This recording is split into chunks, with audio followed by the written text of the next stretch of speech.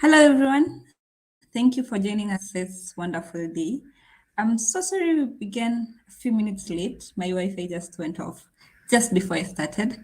But thank you so much for joining us. I'm seeing people from the chat replying already from London, from Delaware, from Esport. It's nice having all of you here with us today. Before I get started, I like to go through the code of conduct because this is a community event and we always value every person who's a member of the community. And as you post on the chat, be sure you're kind and considerate to everyone. And because this is a live session, everyone is from all over the world. So ensure you're also welcoming, respectful, and also ensure you're open to all viewpoints. And today's session is about Azure Open AI. We will be having Alexander take us through the Azure Open AI service, what it is about. Alexander is a Microsoft MVP, and I'm very glad to have him here. So, Alexander, maybe you can say hi. Hi, everyone. Okay, thank you so much. I think I'll leave the session for you to continue. In case you have any question, be sure to type them on the chat. I'll be here as a moderator throughout the session. So over to you, Alexander. Yes, thank you so much. Uh, Hello, everyone. I'm very glad to be here and talk about Azure Open AI Service. Yes, that's correct. I'm Microsoft MVP. Also, I own some other awards like Microsoft Regional Director and Forbes Technology Council.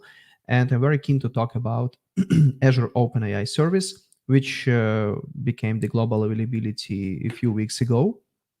um, and gives the opportunity to everyone, to developers, to use a great new large language models. So let's start. If you would like to ask any questions, so feel free to add them in the comment window. So I will try to follow them, and maybe I will be answering them during the call. And also there will be a Q&A session after my presentation. So if you will have some questions, you can take it now or later. Okay, let's start. So first of all, I would like to talk a little bit about the collaboration of Microsoft and OpenAI, because till 2019, um, there were a bunch of companies that working with the large language models, something like Meta, Google, OpenAI, Microsoft, and other companies. But it was something like a research. It was not something that connected to the specific product or something like a chat GPT. But when we have 2019, when Microsoft invested $1 billion in OpenAI, I would say the new era of artificial intelligence became. So here we can manage a few events that come after 2019. Is the GPT was licensed to Microsoft in 2020, but to be honest, nobody thought about this like a revolution. So this announcement was had no buzz in media. It was just a regular news, and only people who interested in NLP, in artificial intelligence, was familiar with this news. But that was the beginning of race of ChatGPT and other tools we have right now. In 2021, we have a GitHub Copilot, which was the first tool, like a Copilot trend that Microsoft started. And 2022 is a ChatGPT announced, and then we had such a lot of news and announcement almost each day. I would say now you can see a lot of announcements each week. So new copilots starting announced, and ChatGPT also became a very popular product. So let's talk a little bit about why now. So why we started talking about this right now. Here we have a couple of parameters that come together. The first one is a technology, which is a transformer architecture that was proposed by Google in 2017.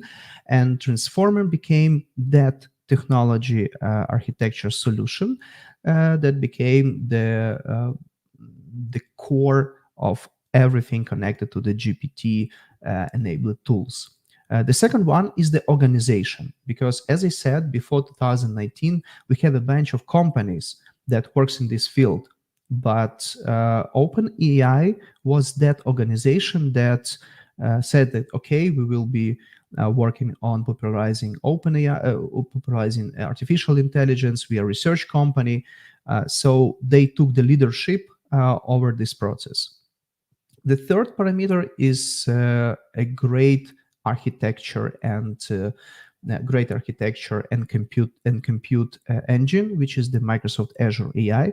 Because if you would like to train such a great model, which is a huge model, you need a lot of compute, and Microsoft Azure brings this to the table. And of course, the fourth component, which make this like a boom, it's the chat GPT. So it became as a viral effect, and everybody talking about chat GPT, everybody talking about how it could change the work, how it could change each uh, component of our life. And the developers of ChatGPT, they were so surprised because for them it was just one more product from the line of products. But for humanity, for people, that becomes the viral effect. So just in 4 days, the number of active users was around 1 million, and in 2 months it was around 100 million active users. So it's a huge progress. It's a huge number of people um, using ChatGPT. And this is the answer to question why we are talking right now, because ChatGPT talks about artificial intelligence, because everybody start talking about this, and this is the basic technology that could change how we work in all types of business, education, etc., etc. Let's move forward. So ChatGPT, it's a very simple tool. So it's just the chat. It's a chat window. So like where you can ask the question and get immediate response. And this is also one of the example of how to build a viral tools.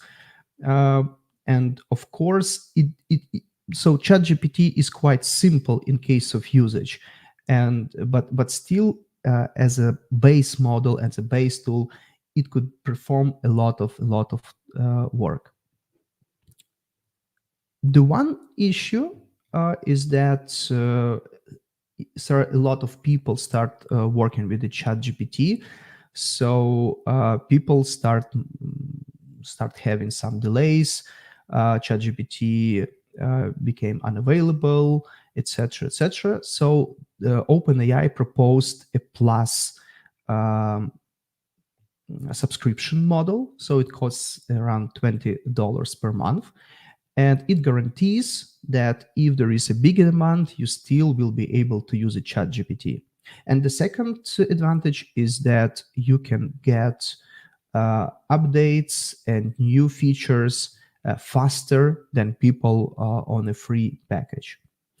In case of technology, there is no significant reason no significant difference between free plan and ChatGPT Plus, because a lot of people think that if you have a paid account, so you have a better technology. So in case of technology, it's the same.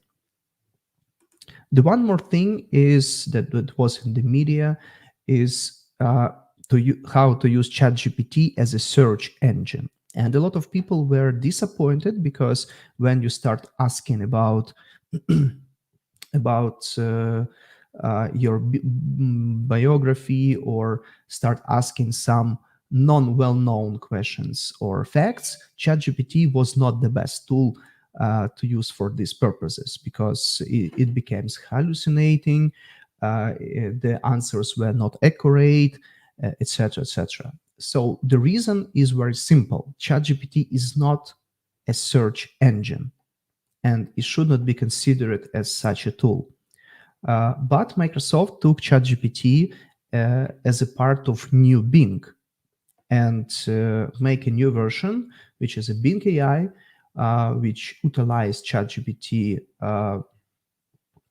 as a core component and propose a new interface of how we can search the information. So at the ground, we're just asking.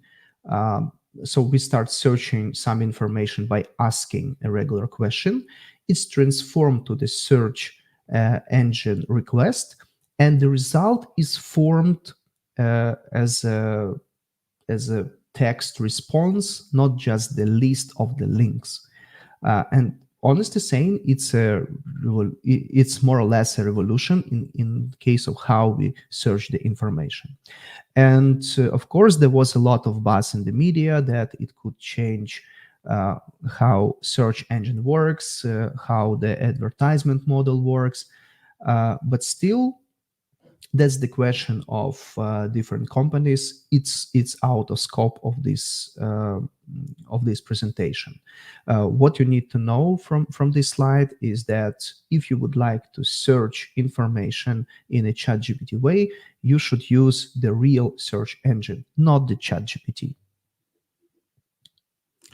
The one more thing that come with the OpenAI announcement is the ChatGPT plugins, because if you start asking questions, in most of the cases, you need to operate with the real data. You need to operate with real data, and this real data you need to take from somewhere. And of course, ChatGPT does not have any access to the internet. So if you would like to analyze the data from your website or from your document, or take some information from your bank account, ChatGPT doesn't have this access. So that could be solved with a plugins architecture. So you could create your own application and give access ChatGPT to access your data via API. This functionality is not available to everyone, so it's in a closed beta or semi-private beta. So only some people can access this information and this functionality. But I guess in a couple of weeks or months, everybody will be able to create your own ChatGPT plugin and use it with your own application. Um, I personally love this functionality. I think it's a very great opportunity to mix your own data with the generative AI possibilities. And I also wait in this functionality in Azure ecosystem. Okay, now let's look on a model evolution. So when we are talking about ChatGPT, um, it's just the web interface, but at the ground we have a couple of models that we can also work with. This tool calls Open AI API, and you can access different models, and you can use different models based on your requirements, pricing, etc. So basically, you have three categories of text and code models. The first one is GPT-3. The next one is GPT-3.5 and GPT-4, the latest models. So if you will look on GPT-3, you can see a bunch of models like Text Ada, Text Curie, Text Babbage, Da Vinci, and also Codex model, Code Da Vinci, Code Cushman. So these models populates in GitHub Copilot. So you can use a Code Da Vinci from there. And here you can also see that you have a text ADA 001, you have Curie, you have DaVinci, and a big number of models. So the most powerful was the DaVinci model. Um, so DaVinci was the most powerful model, and Ada, Curie, Babbage, these models were faster, cost less, but they were not so powerful as a DaVinci. So you can decide what to use. Just want to add that if you would like to fine-tune your models, then you can use only GPT-3 based model. So there is no opportunity to use GPT-3.5 and GPT-4 models right now. That we will talk about this a little bit later. I have a question from the chat. Where does ChatGPT Plus fit this? Where are these places commercially? So ChatGPT Plus gives you opportunity to operate with ChatGPT with the model 3.5 version and GPT-4. So if you have a Plus subscription, you also will be able to use GPT-4 version of ChatGPT. But all these models are available through the OpenAI API. And when you call these models and produce something through the API, you start paying to OpenAI.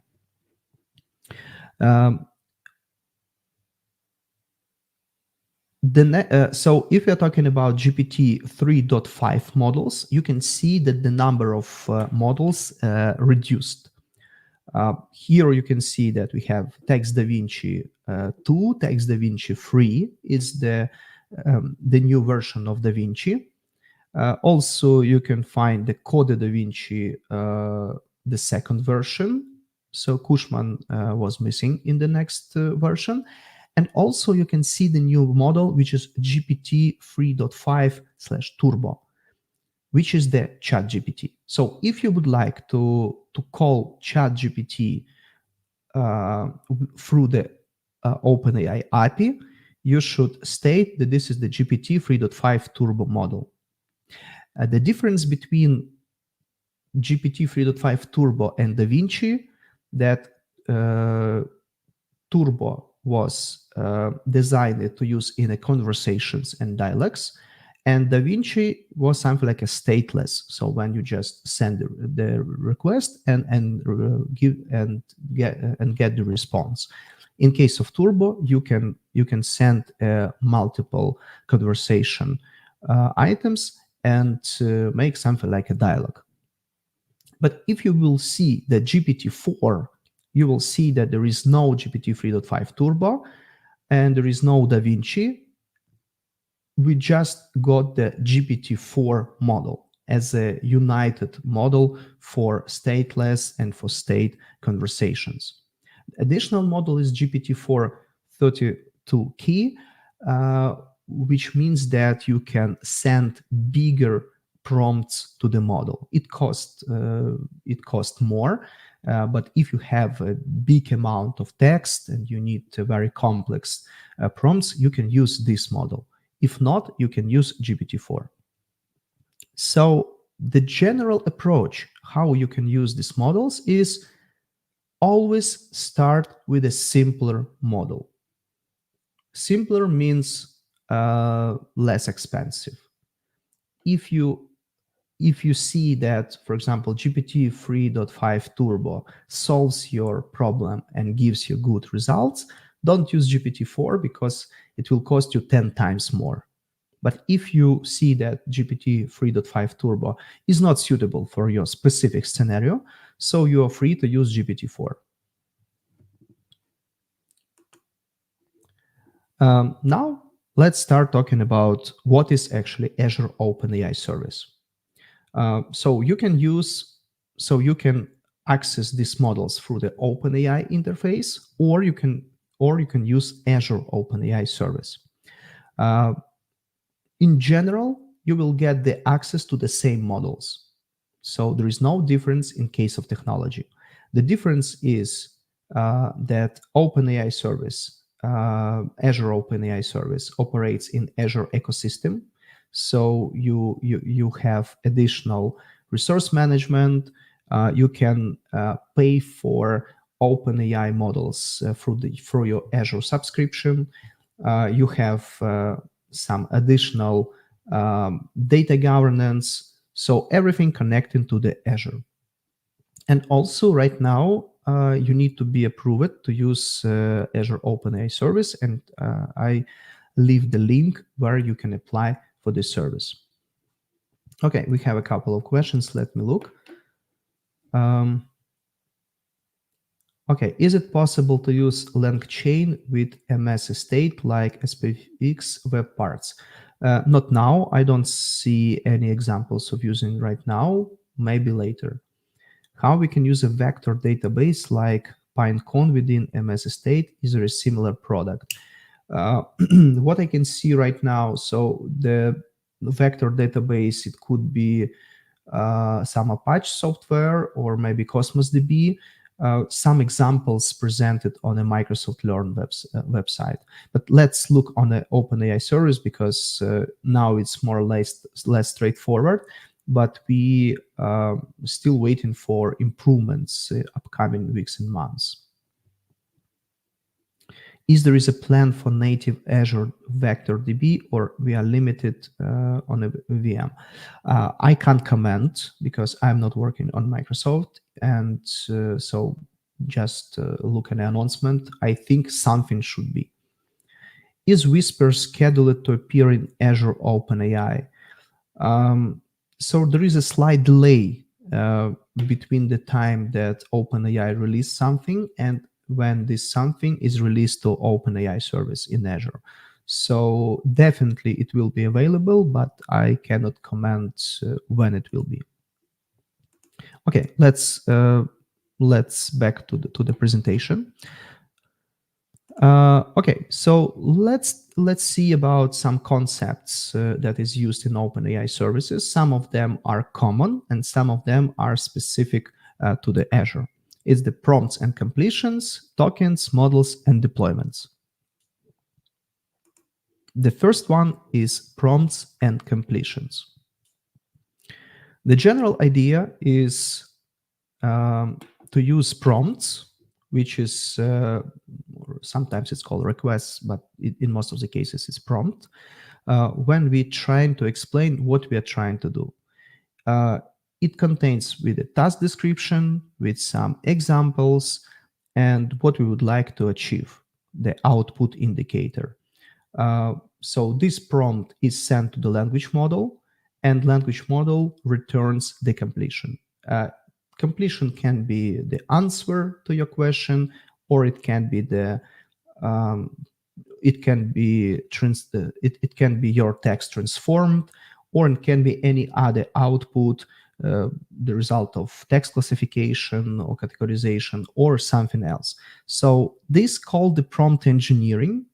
And of course, it will form a new way of how we work with the computer systems, because now instead of programming or giving some comments, we will just write the prompt, what we would like to do.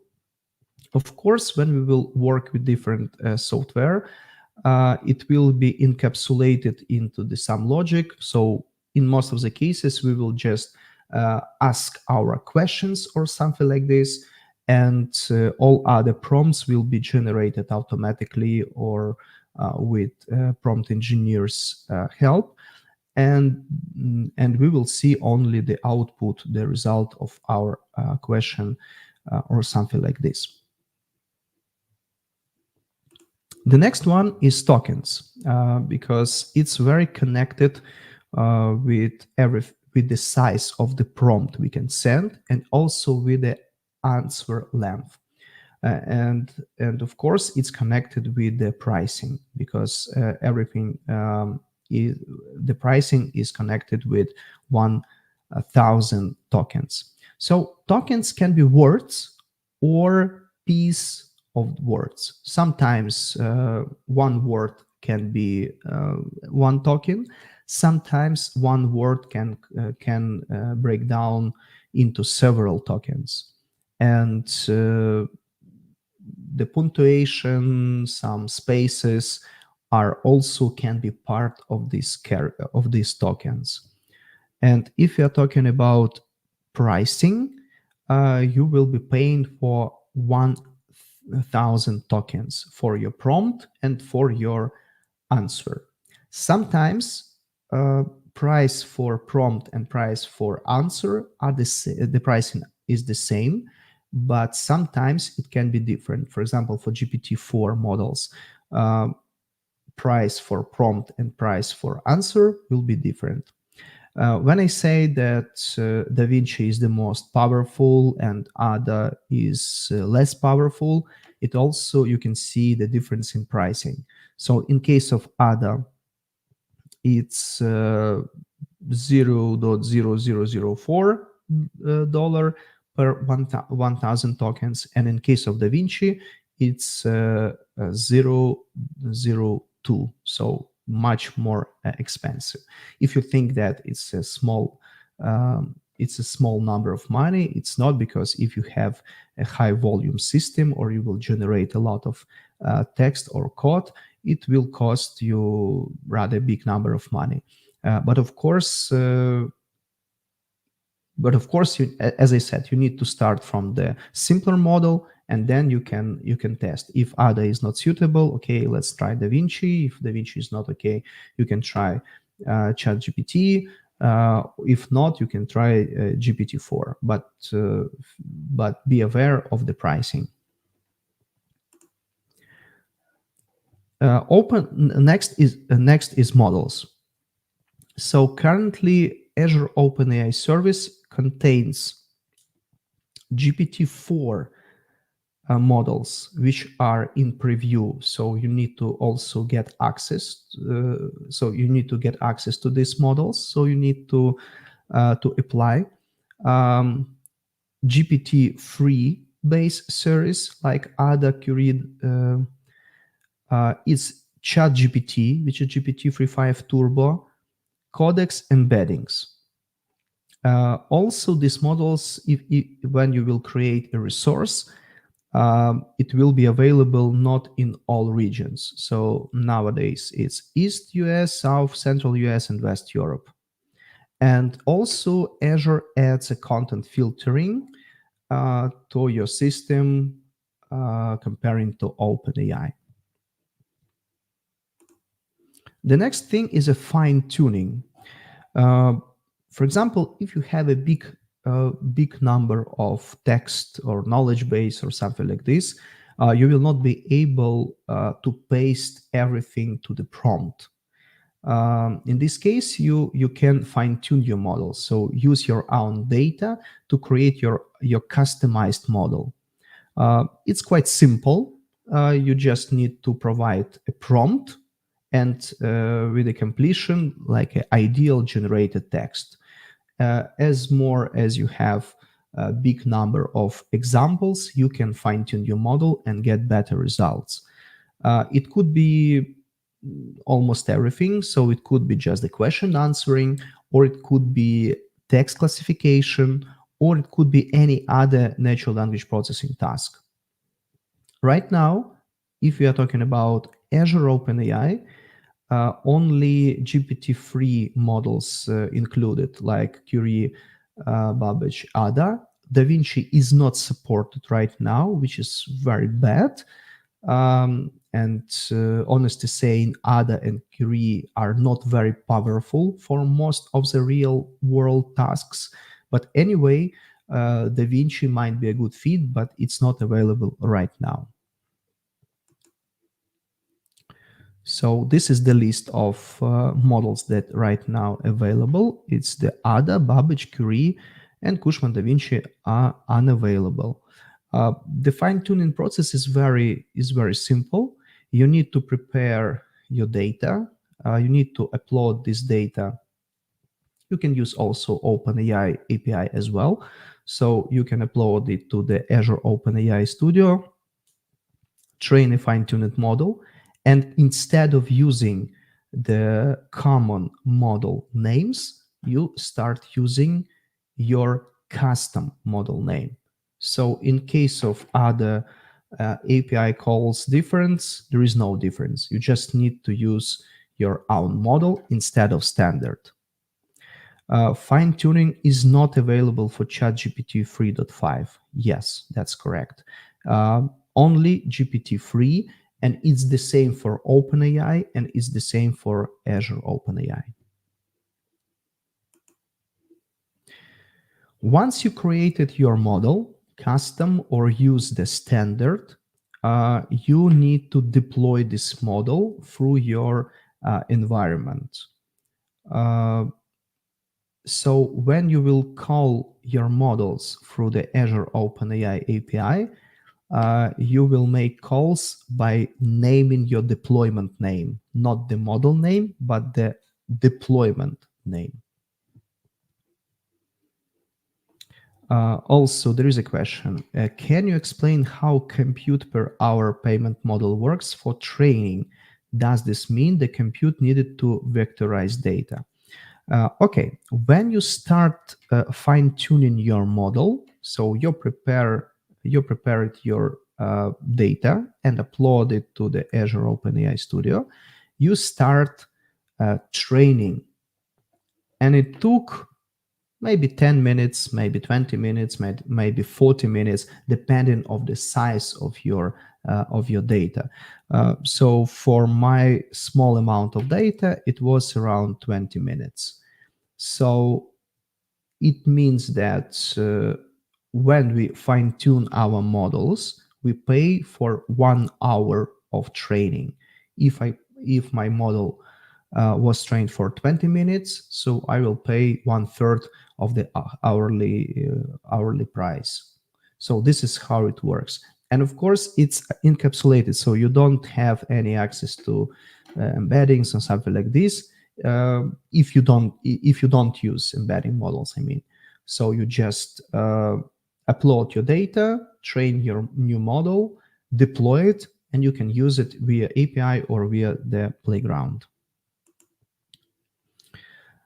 So when you created your Azure resource, you can go to the Azure OpenAI Studio. So here you can see that, just one moment, I forgot to mention. So Azure OpenAI Service is a part of Cognitive Services. And if you work it with the Cognitive Services for language or Cognitive Services for speech, you definitely work with the studios, which is Speech Studio or Language Studio. So the general idea here is the same. You just started working with the Azure OpenAI Service, but of course, the interface and features are a little bit different. But still, you can find here examples when you can start building from. But the main thing is the playgrounds, which is quite similar to what you can see in ChatGPT. So the first one is the completions playground. So previously it was named like GPT free playground, but after they added also, but after they added ChatGPT, they rename it to the completions playground. So as you can see here, it's quite similar to what you see in ChatGPT, but you have more options. At the right panel, you can see some kind of parameters. For example, temperature, max length, max token length, some prefix text. So all these parameters also, most of these parameters, they are also available through the OpenAI API. But when you're working with the ChatGPT web interface, you don't know anything about temperature, about max length. So it's decided by the model. But here you can see that you can manage these parameters. So you can make your completions shorter or longer. You can work with temperature. So temperature is the parameter. It's a very important parameter. It's so you can manage the how text will be different. Even you make the same prompt, the answers will be different. So temperature defines uh, if your answers will be almost the same or they will be totally different. The standard temperature is around 0.7, 0.8. 0 means very small variance, and the 2, which the maximum, is the biggest variance.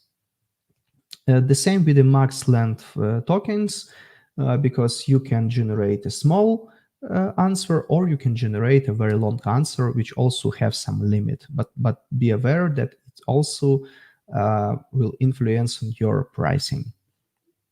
So here you can see, you can select the model, the deployment. You can also use the predefined example, or you can just write your own prompt. And as a result, so the green is the completion that was done by model. So this is the playground. It's quite simple, and you can test your model's deployments before integrating to the software.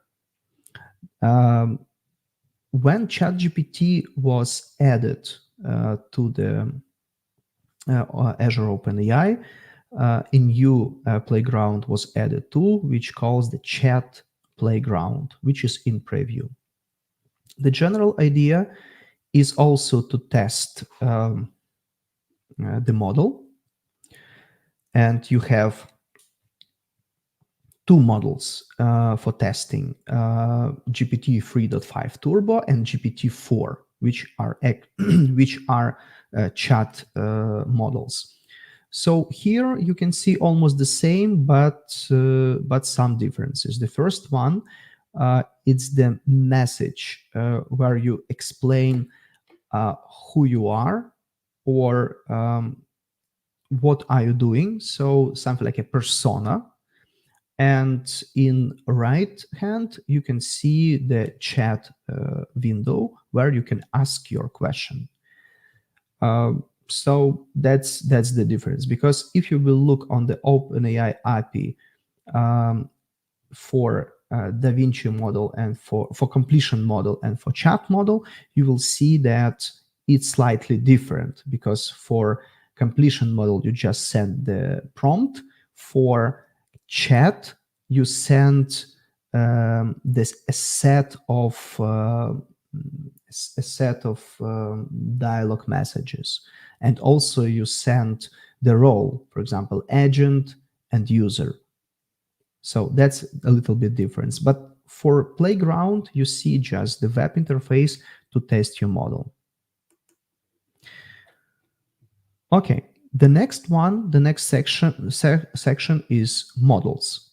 Here you can see provided models. So if you got access to the GPT-4, you have slightly more, like me. So I have access to the GPT-4 and GPT-4 32K. And this is the list of predefined models. So you can deploy them. You can make one deployment per one model. So it's quite simple. If you would like to test GPT-4, you need to deploy GPT-4. If you would like to test ADA, you need to deploy ADA model. So very, very simple here. But if you would like to fine-tune your models, first you need to upload your data. You can do it in File Management tab. So first, what you're doing is just upload a JSON. It's JSON-L format is the list of the pair of prompt and completion pairs. So you uploaded this to Azure Open AI Service, and then you wanted to create a new model. So first you select a base model type. Again, I will say that it's a Curie, Ada, or Babbage. DaVinci is not available right now. Then you select the training data you uploaded to the Azure Open AI Studio. You optionally can add also validation data. You can select some advanced options how you would like to fine tune your model. And at the end, you just review and train. So you just click the button and just waiting when your customized model will be trained. At the end, you will get this model in the customized models section. So here you can see the Curie FT/17. So this is the auto-generated name of the custom model. And as you can guess, it was built on top of Curie. And if I would like to use it in my playground or in via the API, I need to deploy it as well. Um, do you know how long the wait is for GPT-4 on Azure? It depends. It depends of what status do you have, because the first is the partners, Microsoft MVPs, some critical use cases, some interesting use cases. Um, so it could take from couple of days to couple of months. Unfortunately, I don't have any information of how decision made for people that are not connected to Microsoft. So unfortunately, I don't know. For training data, will it handle HTML as input? Are there any rules for escaping data? HTML is not supported. So if you would like to use HTML as a part of your prompt, so yes, that could be an option. But in general, this is the JSON-L format. But in prompt, you can add anything you want. Of course, it should be some escaping data. It should be /n. Also, there are some kind of advices how you need to prepare your completion. So you need to add special symbols. So everything connected how to prepare this data set you can find on OpenAI website or Microsoft Learn, because it's not so simple. It's not so complicated, but still there is a couple of things that you need to manage. So if you would like to use HTML as a part of your prompt, so of course you need to add it to the prompt section. Okay, let's move forward. Okay, so after we trained our fine-tuned model, we need to deploy it. So we just go into the deployments, say deploy model, select a model that we just trained it or some basic model, and create the deployment. So after that, we can back to the playground. So in drop down deployments, you can select the specific deployment. Just again, it's not the name of the model, it's the name of the deployment. Of course, you can name your ChatGPT model, which is GPT 3.5 Turbo, like ChatGPT, or just a Da Vinci, or just so you can name the same as a model name, but still it will be the name of the deployment. And then when you will access your model through the API, you will name deployment name, not the real name of the model. And one more thing that is very interesting. So once you create your prompt, you make this request. You also can see the sample code for Python, for C#, for Curl, which is how to make this call on this language. So in general, you just need to have this URL, IP version. Of course, you need to add your OpenAI API key. And this is the prompt. And also you can see the escaping, because here we see um, the new lines text, we see some paragraphs, but when you do it through the JSON, it will be escaped. So this is very simple how you can access your OpenAI models. For those people who works with Python or C Sharp, Microsoft created a new library which calls a semantic kernel. This library is the SDK that allows you to work with LLMs very efficiently and quickly. So you can work with OpenAI, or you can work with Azure OpenAI with a very simple interface. So it's also enabled you to use, just make a request or some sequence of requests. It's called the prompt chaining. So it simplifies how you work with the LLMs, including OpenAI service. Is there is a free plan for data science students? There is a question. Okay, let me answer. So Azure OpenAI is one of the Azure service. So there is no specific requirements or something like this. So if you have access to this service, you need to apply for this and get access. But after you get it, it's the regular Azure service. So you pay within the one subscription.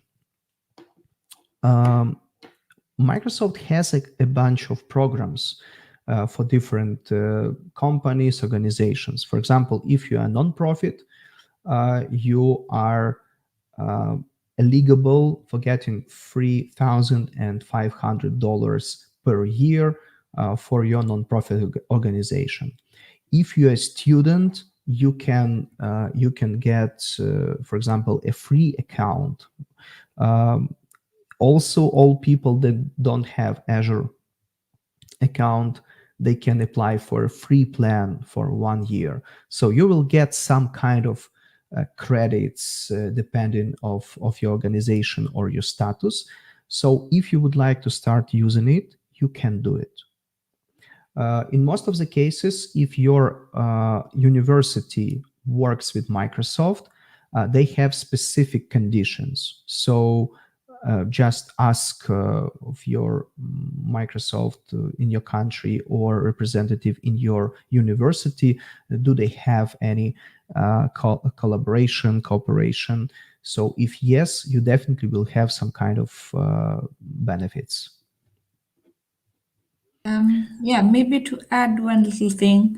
For Sure. students, you get a free Azure for students. That's $100 per year, and you can apply using the link that I posted. You need to have your student email. If you don't have a student email, you can apply via GitHub. So just look for GitHub for education and then apply there, and you'll get access to Microsoft Azure and one of the GitHub benefits. Yeah. Thank you. Thank you. Okay, one more question. Does it remember all the previous chats, or there is a limit in terms of token set? Okay, if you are using the chat, which is ChatGPT, there is some parameter how many previous messages should be included in a prompt.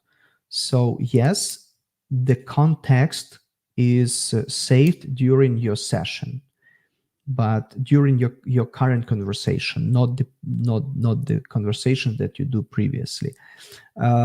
In case of ChatGPT web application, you can see on left your conversations, and some kind of memory is presented there. In case of using OpenAI, you need to get all your conversation and send it to the prompt. So if you have a multiple turns, you need to include all the conversation. So in this case, ChatGPT will analyze not just the last message, but all the conversation. Also, in case of limit, all models have limit, or 2000 characters, tokens. GPT-4 something like 4,000 tokens, and GPT-4 32K has 32K limit. So you need to check, always check the limit if you will have a very huge prompt and using ChatGPT 3.5. In most of the cases, if you have a huge amount, you will not be able to complete it because of the limit. Can I know whether the GitHub Copilot using the same API or LLM model as Azure Open AI Service? So generally speaking, the first version of GitHub Copilot used Codex model, which is a part of OpenAI model toolset. If you will go to the OpenAI API reference page, you will see that Codex models are deprecated. So it means that a new version of GitHub Copilot used the new version. I guess it's GPT-4. Because as you can see from my slide at the beginning, so there were a bunch of models that were specifically trained for code, for dialogues, and for completions.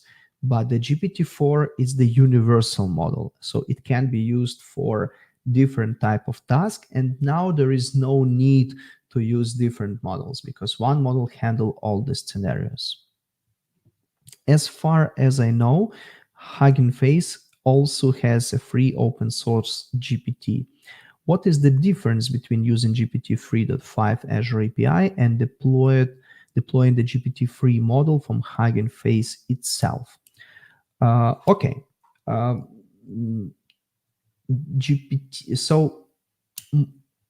So the methodology and algorithms that used of the LLMs are more or less the same. So if you will translate GPT, T is the transformer. So this is the transformer architecture that used for most of the LLMs. But what's the difference between different LLMs? It's the size of training base. So you can take the open source GPT, but you will not be able to train this model on the petabytes or terabytes of data because you will not have such a lot of compute like Azure has. If you will look on how much money you need to train this model, it's unofficial data. It's just from the web. It's from $4 to $12 million per one training. So it's a huge amount of money. So you will never train your GPT on your laptop. And even you have this model trained, it will cost you a lot of money to host it. Because I have a rumor, some numbers. If you would like just to host your model, it will cost you approximately $1 or $2 million per year. So it's a huge amount of data, and you can train your own model, but it will not be so powerful like GPT 3.5. I've deployed into G with many other resources aside from using API for Logic App or Jupyter. Is there native ability to train on the existing and even dynamic data in their G? Not now. So as for now, you have this interface that I showed, but I guess that it will be changed in future, but I don't have some specific information about this. Will research student and PhD level get special price to use Azure Open AI Service? That's the good question.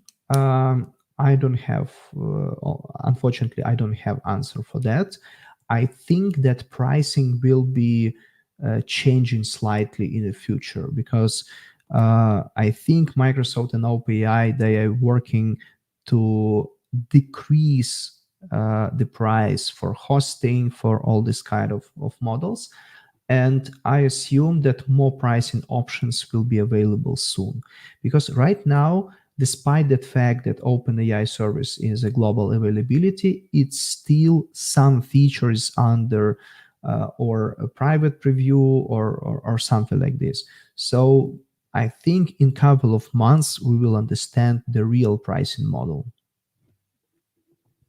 Okay, thank you. Okay, let's. I'm almost done. So when I start talking about ChatGPT um, a few months ago, when this topic becomes very interesting to big amount of people, I understood that there is not a lot of information in the web. How to work with ChatGPT, how to make good prompts, what's the how we can use ChatGPT. Of course, during these few months, we have more and more information and a lot of tools and a lot of explanation videos, etc. Anyway, if you would like to see some prompt book about ChatGPT and Midjourney, there is a link, so you can download it for the small donate to the charity organization. And uh, and now I'm ready to answer your other questions, if any.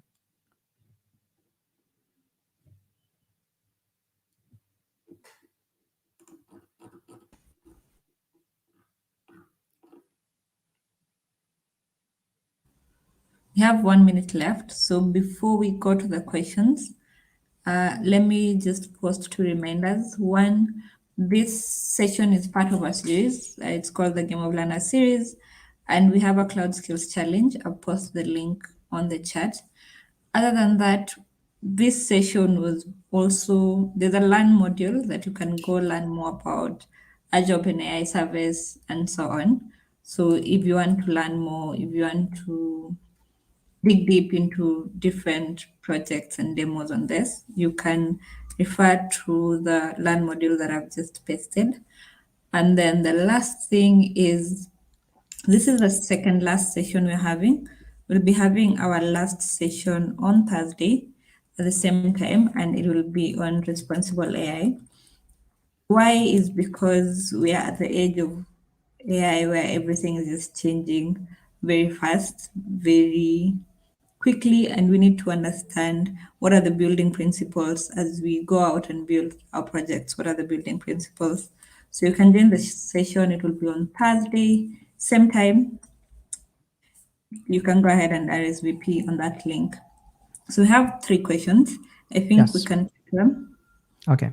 I can use OpenAI APIs or use Azure's package. What's the difference advantage of Azure? So in case of technology, it's the same models. So when you're using ChatGPT from OpenAI API or ChatGPT from the Microsoft, it's the same technology. The difference is that you control your data through the Azure security environment. You can use the private networks. You can use the resource management and role management. So you can manage the access to your resources. And also you need to read carefully how OpenAI and Microsoft manage your data because it can be different. For example, if you use the ChatGPT free version, it's the preview version. It's not even the commercial project. So it means that something that you post to as a prompt might be used for by OpenAI.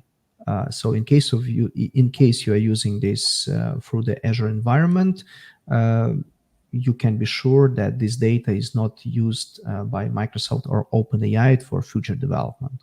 So that's the major difference right now.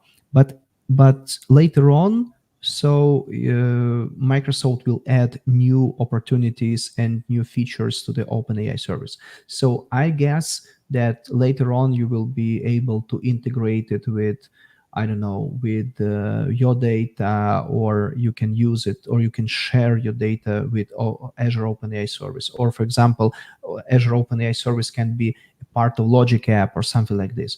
So if you're just playing with the simple prompts, there is not a big difference how you will use it, or for the OpenAI or for the Azure. But if you are building the enterprise ready tool, so Azure might be a better option because it's more enterprise.